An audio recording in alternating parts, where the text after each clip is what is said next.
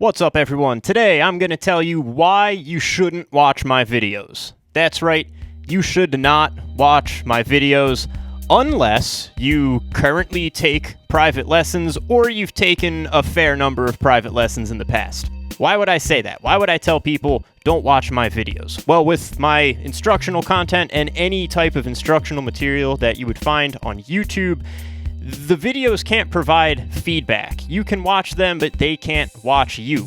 It's very easy to accidentally practice something incorrectly or in a way that's less than optimal, whether it's by using poor technique or you're just playing the thing wrong.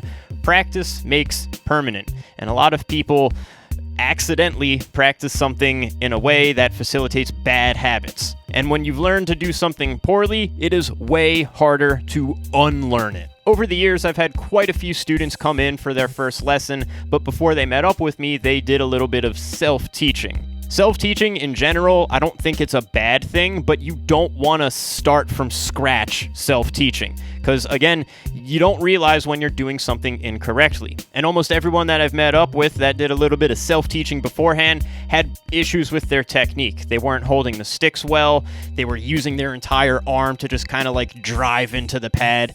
But they know what paradiddles are. But your knowledge of rudiments or whatever isn't going to matter if you don't have the technique to facilitate playing them well. Even some of my musician buddies that are really skilled at guitar or bass or singing or keys or whatever, they start playing the drums, and even though they work with drummers all the time and they watch drummers play, 9 times out of 10, they hold the sticks in a way that just like doesn't even make sense, and they don't realize it is the thing. They don't realize that they're playing in a way that could potentially harm their hands or their arms, and it just makes it more difficult to play. When you're first developing technique, it is so important that you just get started doing it correctly. That way you're building good habits out of the gate, and then you don't have to worry about trying to unlearn something and overwrite the knowledge with something else, because that takes way too much effort. No one's got time for that. You'll notice I don't discuss technique in most of my instructional videos. I like to focus a lot more on creative tools over technical tools. So things like different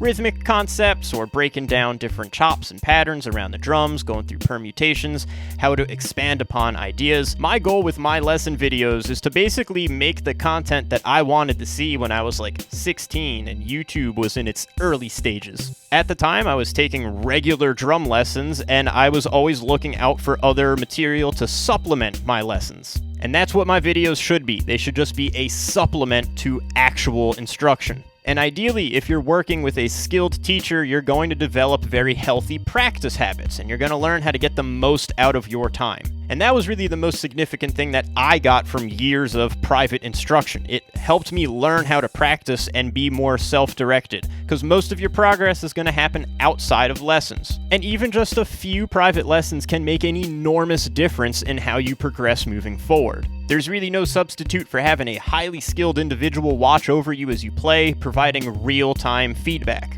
And I really want to get back into taking some private lessons. It's been quite a few years, and especially after this last year, I need a little bit of time to get back on track financially. But maybe next year I'll be able to afford some high-quality instruction again. And be aware that high-quality instruction will not be cheap. If someone's advertising hour-long drum lessons for $20 a pop, chances are it's not gonna be that good. At the end of the day, you never stop learning. There will always be somebody that knows more than you, and you can learn from those people. You just have to be receptive to it, and you just got to be humble.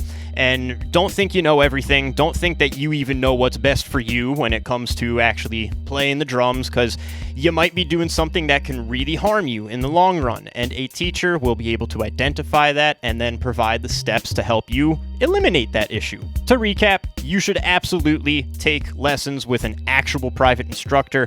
My videos are not a replacement for private instruction. They are merely a supplement and will hopefully expose you to some cool new ideas. My videos cannot provide you feedback. No online lesson video or anything on YouTube can tell you if you're doing something wrong. Studying with a real instructor will also train you how to practice and will help you get the most out of your time outside of lessons. Even just a few lessons with a highly skilled drummer and teacher can make an enormous difference in your ability to play. All that being said, I offer private drum lessons, both in person and remotely, so if you'd like to study with me one-on-one, send me a message and we'll get something set up. And if you want to see videos of me playing, you could check me out on Instagram, or you could go through all my YouTube stuff, mostly instructional content on YouTube, but yeah, you get the idea. As always, thanks for watching and see you next time.